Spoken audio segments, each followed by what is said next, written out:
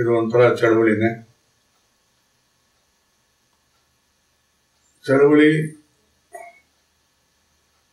ಅನ್ನೋ ಒಂದು ಪದಕ್ಕಿಂತ ಇದು ಒಂದು ವಿಧಾನ. ಎಷ್ಟೋ ಒಂದು ವಿಶ್ವವಿದ್ಯಾಲಯಗಳನ್ನು ನೋಡಿದೀವಿ ನಾವು. ಅಂದ್ರೆ ವಿಶ್ವವಿದ್ಯಾ ಗ್ಲೋಬಲ್ ಎಜುಕೇಶನ್ ಅನ್ನೋ ಹೆಸರನ್ನೇ ಇದಕ್ಕೆ ಇಟ್ಟಿದ್ದೀವಿ. ಮತ್ತು ತರಬೇತಿಯ ಚಳವಳಿ. ತರಬೇತಿ ಅನ್ನೋದು ಇವಾಗ ಕುಕಿಂಗ್ ಕ್ಲಾಸ್ ಅಂತ ಇದೆ ಇಟ್ಕೊಳ್ಳಿ. ಕುಕಿಂಗ್ ಬುಕ್ ಇಟ್ಕೊಂಡು ಏನು ಪ್ರಯೋಜನ ಏನಿಲ್ಲ. ಇದರಲ್ಲಿ ಈಗ ಅಡಿಗೆ ಮಾಡುವ ಅನ್ನೋದನ್ನ ಕಲ್ತ್ಕೊಂಡು ಏನು ಪ್ರಯೋಜನ ಇಲ್ಲ. ಆದ್ರೆ ಕ್ಲಾಸ್ ಅಲ್ಲಿ ಏನೇನು ಕಲ್ತಿದೀವೋ ಅದನ್ನು ನಾವೇ ಒಂದು ಪ್ರಯೋಗ ಮಾಡಿ, ಒಂದು ಪಾತ್ರೆ ತಗೊಂಡು ಏನೋ ಒಂದು ಪದಾರ್ಥವನ್ನು ತಯಾರು ಮಾಡಿ, ಸೃಷ್ಟಿಸಿ ಅಡಿಗೆ ಮಾಡಿ ಮತ್ತು ತಿಂದರೆ ಅದಕ್ಕೆ ಇರುವ ಫಲಾನೇ ಬೇರೆ, ಸುಮ್ಮನೆ ಬುಕ್ಕಲ್ಲಿ ಬರೆದು ಹೋಗುವ ಫಲಾನೇ ಬೇರೆ. ತರಬೇತಿ ಬೇಕಾಗುತ್ತದೆ, ವಿಜ್ಞಾನ ಬೇಕಾಗುತ್ತೆ, ಅದರಲ್ಲಿ ಒಂದಷ್ಟು ಶಿಸ್ತು ಮತ್ತು ವ್ಯತ್ಯಾಸ ಬೇಕಾಗುತ್ತೆ. ವಿಶ್ವವಿದ್ಯಾ ಇದು ಎಷ್ಟೋ ಕಾಲಗಳಿಂದ ಬಂದಿರತಕ್ಕಂತಹ ವಿದ್ಯೆ. ಆದರೆ ಕೂಡ ಇದರಲ್ಲಿ ಏನು ವೈಶಿಷ್ಟ್ಯತೆ ಅಂದ್ರೆ ಸ್ವಾವಲಂಬನೆ ಮತ್ತು ಸ್ವಾಧೀನತೆ ಮತ್ತು ಸ್ವಸ್ಥ ಶಾಂತ ಸ್ಥಿತಿ ಮತ್ತು ಸೌಮ್ಯವಾಗಿ ಬದುಕನ್ನ ಕಳೆಯತಕ್ಕಂತಹ ಸ್ಥಿತಿ, ಬಹಳ ಶಾಂತ ರೀತಿಯಿಂದ ಮನಸ್ಸನ್ನು ಇಟ್ಟುಕೊಳ್ತಕ್ಕಂತಹ ಸ್ಥಿತಿ ಮತ್ತು ತನ್ನನ್ನ ತಾನೇ ಅರಿಯತಕ್ಕಂತಹ ಒಂದು ಸ್ಥಿತಿ ಮತ್ತು ಮಕ್ಕಳಿಂದ ಹಿರಿಯರವರೆಗೆ ಏನು ಘಟನೆಗಳು ಬಂದರೆ ಕೂಡ ಅದರನ್ನ ಮನಸ್ಸಲ್ಲಿ ತಗೊಳ್ಳದೆ ಆ ಘಟನೆಗಳನ್ನ ಅಲ್ಲಲ್ಲೇ ಮುಗಿಸಿ ಅಲ್ಲಲ್ಲೇ ಅದಕ್ಕೆ ಬರತಕ್ಕಂತಹ ಉತ್ತರಗಳನ್ನ ನೀಡಿ ತಾನು ಅದಕ್ಕಿಂತ ಅಪಾರವಾಗಿ ಒಂದು ಶಾಂತ ಸ್ಥಿತಿಯನ್ನು ಪಡೆದು ಬಾಳನ್ನ ಕಳೆಯತಕ್ಕಂತಹ ಒಂದು ತರಬೇತಿಯನ್ನ ಮತ್ತು ವಿದ್ಯೆಯನ್ನ ಈ ಒಂದು ಚಳವಳಿ ಕಲಿಸಿಕೊಡ್ಲಿಕ್ಕೆ ಸಿದ್ಧವಾಗಿದೆ. ಇದಕ್ಕೆ ಗೆಟ್ರಾಮ್ ಮೂವ್ಮೆಂಟ್ ಅಂತ ಇಂಗ್ಲಿಷಲ್ಲಿ ಹೆಸರಿಟ್ಟಿದೆ, global education and training movement ಅಂತ. ವಿಶ್ವವಿದ್ಯಾ ಮತ್ತು ತರಬೇತಿಯ ಚಳವಳಿ ಅಂತ ಕನ್ನಡದಲ್ಲಿ ಹೇಳಬಹುದು. ಇದರ ವೈಶಿಷ್ಟ್ಯತೆ ನಾನು ಹೇಳಿದ ಪ್ರಕಾರ ಇದರಲ್ಲಿ ಏನು ಅಂದ್ರೆ ನಾವೇ ಒಂದು ಬೆಳಕು, ನಮ್ಮಿಂದ ಎಲ್ಲವನ್ನು ಕಾಣಿಸ್ಕೊಡುತ್ತದೆ, ಎಲ್ಲ ರೀತಿಯಲ್ಲೂ ನಾವೇ ಬೆಳಕಾಗಿದ್ದೀವಿ ಅನ್ನೋದನ್ನ ಕಲಿಸ್ಕೊಡ್ಲಿಕ್ಕೆ ಒಂದು ತರಬೇತಿ ಬೇಕಾಗಿದೆ. ಇದು ಎಲ್ಲದಕ್ಕಿಂತ ವ್ಯತ್ಯಾಸವಾಗಿರ್ತಕ್ಕಂತಹ ಒಂದು ತರಬೇತಿ. ಯಾಕೆಂದ್ರೆ ಒಂದು ಕೋಪವನ್ನ ಶಾಂತ ರೀತಿಯಲ್ಲಿ ಮಾಡೋ ಅನ್ನೋದಕ್ಕಿಂತ ಕೋಪ ಎಲ್ಲರೂ ಪಡೆದ್ರೆ ನಮ್ಗೆ ಆಪತ್ತಲ್ವಾ, ಅದರಿಂದ ಕೋಪ ಬೇಡ. ಆತರ ಒಂದು ವಿಚಿತ್ರವಾಗಿ ಮತ್ತು ಪ್ರಾಕ್ಟಿಕಲ್ ಅಂತ ಹೇಳ್ತಕ್ಕಂತಹ ಒಂದು ವೈಯಕ್ತಿಕ ರೀತಿಯಲ್ಲಿ ಕೂಡ ಅಳವಡಿಸ್ತಕ್ಕಂತಹ ಒಂದೊಂದು ಅರ್ಥಗಳನ್ನ ನಾವು ಇದರಿಂದ ಕಲ್ತ್ಕೊಳ್ಬಹುದು. ಯಾವುದನ್ನು ಬೇಡ ಅಂತ ನಿಷಿದ್ಧವಾಗಿ ತಳ್ಳತಕ್ಕಂತಹ ಇದೊಂದು ಚಳವಳಿ ಅಲ್ಲ, ಎಲ್ಲಾನು ಬೇಕು. ಆದ್ರೆ ಯಾವುದು ಉತ್ತಮ ಅನ್ನೋದನ್ನ ನಿಮಗೆ ತೋರಿಸ್ಕೊಡ್ಲಿಕ್ಕೆ ಈ ಒಂದು ಚಳವಳಿ ಪ್ರಾರಂಭ ಮಾಡಿದ್ದೀವಿ. ಇದು ಪ್ರಪಂಚ ಕೊನೆಗೂ ಹೋಗಿ ಎಲ್ರಿಗೂ ಮುಟ್ಟಬೇಕು ಅನ್ನೋದು ನಮ್ಮ ಆಶೆ. ಇದರಲ್ಲಿ ಏನು ಕಲ್ಪನೆಗಳಿಲ್ಲ, ಇದು ಯಥಾರ್ಥವಾಗಿರ್ತಕ್ಕಂತಹದ್ದು. ಇದರಲ್ಲಿ ಏನು ನಮ್ಗೇನು ಆಸೆಗಳಿಲ್ಲ. ಇದು ಹುಟ್ಟಿದ್ರಿಂದನೇ ನಾವೇನು ದುಡ್ಡು ಕಾಸು ಅದರ ಬಗ್ಗೆ ನಾವು ಗಮನನೇ ಕೊಟ್ಟಿಲ್ಲ. ಅದರಿಂದ ಈ ಒಂದು ಚಳವಳಿ ತಾನೇ ಒಬ್ಬೊಬ್ಬರ ಚಳವಳಿಯಾಗಿ ತಗೊಂಡು ಹೋದ್ರೆ ಇದು ಬಹಳ ಒಂದು ವಿಜೃಂಭಣೆಯಿಂದ ಪ್ರಪಂಚದಲ್ಲಿ ಅಳವಡಿಸ್ಕೊಂಡು ಹೋದ್ರೆ ಎಲ್ಲರೂ ಇದರ ಮೂಲವಾಗಿ ಈ ಮೌಲ್ಯಗಳನ್ನ ಪಡೆಯಬಹುದು ಅನ್ನೋ ಒಂದು ರೀತಿಯಲ್ಲಿ ಈ ಚಳವಳಿಯನ್ನ ತೊಡಗಿದ್ದೀವಿ. ಇಂತಹ ಒಂದು ಚಳವಳಿ ಬಹಳ ಅವಶ್ಯ ಈಗಿನ ಕಾಲ ಪ್ರಪಂಚಕ್ಕೆ. ನೀವೆಲ್ಲ ನೋಡಬಹುದು, ಕನ್ನಡದಲ್ಲಿ ಒಂದು ಪತ್ರಿಕೆ ಯಾವತ್ತೋ ಬಂದಿತ್ತು. ಈ ಮಾರ್ಚ್ ಅಲ್ಲೋ ಏಪ್ರಿಲ್ ನೋಸ್ಟ್ರಡಾಮಸ್ ಅನ್ನುವನು ಪ್ರಪಂಚ ಮುಳುಗೋಗುತ್ತೆ ಅಂತ ಹೇಳ್ಬಿಟ್ಟಿದ್ದಾನೆ ಅಂತ ಹೇಳಿ. ಅವಾಗ ಜನವರಿಯಲ್ಲೋ ಫೆಬ್ರವರಿಯಲ್ಲೋ ಎಲ್ಲ ಹುಡುಗರು ಓದಲಿಕ್ಕೆ ನಿಲ್ಲಿಸ್ಬಿಟ್ರು. ಏನಕ್ಕಪ್ಪ ಶಾಲೆಗೆ ಹೋಗ್ತಾ ಇಲ್ಲ, ಏನಕ್ಕಪ್ಪ ಓದಲಿಲ್ಲ ಅಂತ ಕೇಳಿದ್ರೆ ಎಲ್ರೂ ಮಾರ್ಚಲ್ಲಿ ಸತ್ತೋಗ್ಬಿಡ್ತೀವಿಲ್ಲಪ್ಪ, ಯಾತಿಗೆ ಹೋಗಿ ಇವಾಗಲೇ ಓದ್ಬೇಕು, ಯಾವತ್ತಿಗೆ ಶಾಲೆಗೆ ಹೋಗ್ಬೇಕು ಅಂದ್ಬಿಟ್ಟು ಮಕ್ಕಳ ಮನಸ್ಸಂಗಿದೆ. ಓದಿ ಏನ್ ಮಾಡೋದು, ಅಥವಾ ಮಾರ್ಚ್ ಕೇಳಿದ್ರೆ ಕೂಡ ಏನಾದ್ರು ಪ್ರಪಂಚ ಮುಳುಗೋಗ್ಬಿಟ್ರೆ ನಾವು ಓದಿ ಏನ್ ಮಾಡೋದು ಅಂತ ಹೇಳಿ ಮೀಡಿಯಾ ಅಥವಾ ಪತ್ರಿಕೆ ಒಂದು ವಿಚಿತ್ರ ಭಾವನೆಯಿಂದ ಜನಗಳ ನೋಟ ಆಗಿದೆ. ಮಕ್ಕಳ ನೋಟ ಇನ್ನೂ ವಿಶಿಷ್ಟವಾಗಿದೆ, ಒಂಥರ ಇದೆ. ಅದರಿಂದ ಇವರಿಗೆಲ್ಲ ಪ್ರತಿ ಕ್ಷಣವನ್ನು ನಾವು ಶಾಂತ ರೀತಿಯಲ್ಲಿ ಬದುಕನ್ನು ಕಲಿಸ್ಕೊಡ್ತೀವೋ ಅಥವಾ ಇಂತಹ ಒಂದು ಹೋರಾಟ ರೀತಿಯಲ್ಲಿ ಮನಸ್ಸನ್ನ ಇಟ್ಕೊಳ್ಲಿಕ್ಕೆ ನಾವು ಕಲಿಸ್ಕೊಡ್ತೀವೋ ಅನ್ನೋದು ನಮ್ಮ ಕೈಯಲ್ಲೇ ಇದೆ. ಇಡೀ ವರ್ಲ್ಡಲ್ಲಿ ಇವಾಗ ಎಷ್ಟೊಂದು ಶಾಂತ ರೀತಿಯಿಂದ ಈ ಒಂದು ವಿದ್ಯಾಶಾಲೆಗಳಿತ್ತು. ಈಗಿನ ಕಾಲ ಅದೇ ಶಾಲೆಗಳಲ್ಲಿ ಬಹಳ ಎಕ್ಸ್ಟ್ರೋವರ್ಟ್ ಅಂತ ಹೇಳ್ತಕ್ಕಂಥ ಬಹಿರಂಗ ಮುಖದಿಂದ ಈ ಒಂದು ಶಾಲೆಗಳು painting, art, martial arts, taekwondo ಏನೇನೋ ವಿಚಿತ್ರವಾಗಿ ಎಕ್ಸ್ಟ್ರೋವರ್ಷನ್ ಜಾಸ್ತಿ ಕಲಿಸ್ಕೊಡ್ಲಿಕ್ಕೆ ಶುರು ಮಾಡಿ ಒಂದು ಒಂದು ಚೈಲ್ಡ್ ಕೂಡ ಓವರ್ ಆಕ್ಟಿವ್ ಆಗಿ ತಯಾರು ಮಾಡ್ತಾ ಇದ್ದೀವಿ. ಇದು ಎಲ್ಲಿ ಹೋಗುತ್ತೆ ಅಂದ್ರೆ ಈ over active only to a stage 6 years 7 years 7th standard ವರೆಗೆ ಓವರ್ ಆಕ್ಟಿವ್ ಆಗಿರ್ಬೋದು. ಅದಾದ ಮೇಲೆ ಆ ಚೈಲ್ಡ್ಗೆ ಇಂತಹ ಒಂದು ತನ್ನ ಒಂದು ಶಕ್ತಿಯ ಇಷ್ಟೊಂದು ವಿನಿಮಯ ಮಾಡ್ಲಿಕ್ಕೆ ಅವಕಾಶ ಸಿಕ್ಕೋದಿಲ್ಲ. ಅವಾಗ ನ್ಯಾಚುರಲ್ ಆಗಿ ಆ ಒಂದು ಮಗು ಸ್ವಲ್ಪ ಡಿಪ್ರೆಷನ್ ಒಳಪಡುತ್ತದೆ. ಆಮೇಲೆ ಬೆಳೀತಾ ಬೆಳೀತಾ ಬೆಳೀತಾ ತನ್ನ ಆಕಾಂಕ್ಷೆಗಳು, ತನ್ನ ಓವರ್ ಆಕ್ಟಿವ್ನೆಸ್ ಎಲ್ಲ ರೆಡ್ಯೂಸ್ ಆಗ್ತಾ ಆಗ್ತಾ ಚೈಲ್ಡ್ನ ಮನಸ್ಸಿನ ಪ್ರಭಾವನೆ ಬೇರೆ ಆಗುತ್ತದೆ. ಅದರಿಂದ ಮೊದಲಿಂದನೇ ಆ ಚೈಲ್ಡ್ಗೆ ಗೊತ್ತಾಗಬೇಕು, ಆ ಮಗುಕ್ಕೆ ಗೊತ್ತಾಗಬೇಕು ಅದರ ಬಾಳಿನ ರಹಸ್ಯಗಳು ಮತ್ತು ಬಾಳಿನ ಮೌಲ್ಯಗಳು ಅಥವಾ ಬಾಳಿನ ತರ್ಕ ರೀತಿಯಾಗಿರ್ತಕ್ಕಂತಹ ಕೆಲವೊಂದು ವಿಷಯಗಳು ಮತ್ತು ವಿಚಾರಮಯವಂತಹ ಕೆಲವೊಂದು ಮಾತುಗಳು ಈ ಮಕ್ಕಳಿಗೆ ಗೊತ್ತಾಗ್ಬಿಟ್ರೆ ಆ ಮಕ್ಕಳಿಂದ ಸಾಯುವ ತನಕ ಆ ಒಂದು ದೊಡ್ಡ ಸಿಟಿಸನ್, ಒಂದು ಒಳ್ಳೆ ಸಿಟಿಸನ್, ಒಂದು ನಾಗರಿಕನ ನಾವು ಉಂಟು ಮಾಡಬಹುದು ಅಂತ ಹೇಳ್ತಾ ಈ ಒಂದು ಚಳವಳಿ ಅವಶ್ಯ ಅಂತ ನಾನು ಹೇಳ್ತಾ ಇದ್ದೇನೆ. ಹೇಳಿ ಇವತ್ತು ಇದನ್ನ ತೊಡಗಿದ್ದೀವಿ.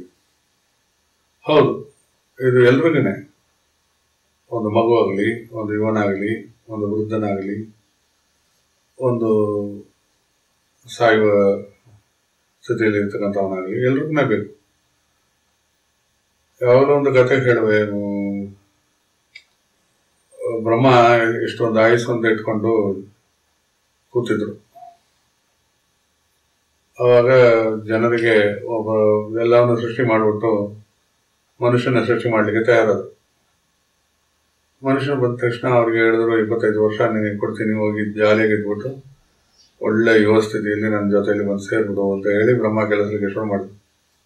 ಆ ಮನುಷ್ಯನ ಹೇಳಿದ, 25 ವಯಸ್ಸಲ್ಲಿ ನಾನು ಏನ್ ಮಾಡೋದು, ಸ್ವಲ್ಪ ಜಾಸ್ತಿ ಕೊಡು ಅಂದ.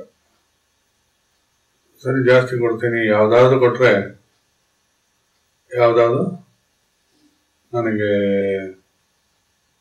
ಈ ವಯಸ್ಸು ನನಗೆ ಬೇಡ, ಇಷ್ಟು ವಯಸ್ಸು ಅಂತ ಕೊಟ್ರೆ ಆ ವಯಸ್ಸನ್ನು ನನಗೆ ನಿರ್ಣಯಿಸಿ ಕೊಟ್ಬಿಡ್ತೀನಿ ಅಂತ ಹೇಳಿ. ಸರಿ, ಕಾಯ್ತಾ ಇದ್ರು ಬ್ರಹ್ಮ, ಸೃಷ್ಟಿಕರ್ತರು ಮತ್ತು ಸೃಷ್ಟಿ ಆಗಿರ್ತಕ್ಕಂಥ ವ್ಯಕ್ತಿ ಮನುಷ್ಯ. ಆಗ ಒಂದು ಅಂತ ಒಂದು ಶಬ್ದ, ಇಬ್ರು ತಿರುಗಿ ನೋಡಿದ್ರು. ಏನಂತ ನೋಡಿದ್ರೆ ಒಂದು ಕತೆ ಬಹಳ ಒಂದು ವೇಗ ರೀತಿಯಿಂದ ಬಂತು, ಬ್ರಹ್ಮನ ಹತ್ರ ಕೇಳ್ತಾ ಇತ್ತು. ಬ್ರಹ್ಮದೇವರೇ, ಸೃಷ್ಟಿಕರ್ತರೇ, ನನಗೆ ಇಷ್ಟು ವಯಸ್ಸು ಯಾತಿಗೆ ಕೊಟ್ಟೆ, ನನ್ನಲ್ಲಿ ಒಂದು 25 years 25 ವರ್ಷ ತೆಗೆದು ಯಾರಿಗಾದ್ರೂ ಕೊಟ್ಟು ಬಿಡು, ನನಗೆ ಬಹಳ ಎಲ್ಲರೂ ಒಂದು ಭಾರವನ್ನು ನಾನು ನನ್ನ ಬೆನ್ನ ಮೇಲೆ ಹಾಕೊಳ್ಬೇಕು, ನಿಜಾನೇನು ಮುಂದೆ ಬಂದ್ರೆ ಕಚ್ತೀನಿ, ಹಿಂದೆ ಬಂದ್ರೆ ಹೊಡಿತೀನಿ ಅಂದ್ರೆ ಎಲ್ಲರೂ ನಮ್ಮ ಮೇಲೆ ಭಾರ ಇಟ್ರೆ ಏನ್ ಮಾಡೋದು? ಆ ಭಾರವನ್ನು ಎಷ್ಟು ಅಂತ ನಾವು ತಡ್ಕೊಳ್ಳೋದು? ಅದರದ ಒಂದು 25 years ನನ್ನಲ್ಲಿ ತೆಗೆದ್ಬಿಟ್ಟು ಯಾರಿಗಾದ್ರೂ ಕೊಟ್ಟು ಬಿಡಿ ಅಂತ ಕೇಳಿತು. ಕೇಳಿದ ತಕ್ಷಣ ಇವನೇನ್ ಮಾಡ್ದ ಬ್ರಹ್ಮ, ದೇವರು 25 ವರ್ಷವನ್ನ ತೆಗೆದು ಮನುಷ್ಯರಿಗೆ, ಆ ಮನುಷ್ಯ ಯಾರೊಂದು ಜೀವಿಯಾಗಿದ್ದನೋ ಅವನಿಗೆ ಕೊಟ್ಟ. ಆಮೇಲೆ ಹೇಳ್ದ ಮನುಷ್ಯನಿಗೆ, ಇವಾಗ 25 ಮತ್ತು 25 50 ವರ್ಷ ಆಯ್ತಲ್ಲಪ್ಪ, ನೀನು ಹೋಗು, ಪ್ರಪಂಚದಲ್ಲಿ ಸುಖವಾಗಿದ್ದು ಬಾ ಅಂತ ಕೇಳಿದ. ಅವಾಗ ಮನುಷ್ಯನ ಹೇಳ್ದ, 50 ವರ್ಷದಲ್ಲಿ ನಾನೇನ್ ಮಾಡ್ತೀನಿ, ಓದಿ ಮದುವೆ ಮಾಡಿಕೊಂಡು ರಿಟೈರ್ ಕೂಡ ಆಗಿರಲ್ಲ, ಅವಾಗ ನನ್ನ ಕೆಲಸದ ಹೆಂಗೆ, ಸ್ವಲ್ಪ ಜಾಸ್ತಿ ವಹಿಸ್ಕೊಡು. ಸರಿ, ವೆಯ್ಟ್ ಮಾಡು, ಸ್ವಲ್ಪ ತಡೆ ಆಗಲಿ, ಬರಲಿ ಯಾರಾದ್ರು. ಒಂದು ನಾಯಿ ಬಂತು. ಅಯ್ಯೋ, ಡಾಕ್ಟರ್ ಲೈಫ್ ಅಂತ ಹೇಳ್ತೀವಲ್ಲ, ನಾಯಿನ ಬಾಳು ನಾನು ಯಾರಿಗೆ ಬಾಳ್ಬೇಕು, ಒಂದು 25 ವಯಸ್ಸು ನನ್ನಿಂದ ತೆಗೆದ್ರೆ ಯಾರಿಗಾದ್ರು ಕೊಟ್ಟು ಬಿಡಿ. ಬ್ರಹ್ಮ ಸೃಷ್ಟಿಕರ್ತರು ಆ 25 ವಯಸ್ಸನ್ನು ತೆಗೆದು ಮನುಷ್ಯನಿಗೆ ಕೊಟ್ಟಿದ ಮೇಲೆ 75 ವಯಸ್ಸು ಆಗೋಯ್ತು.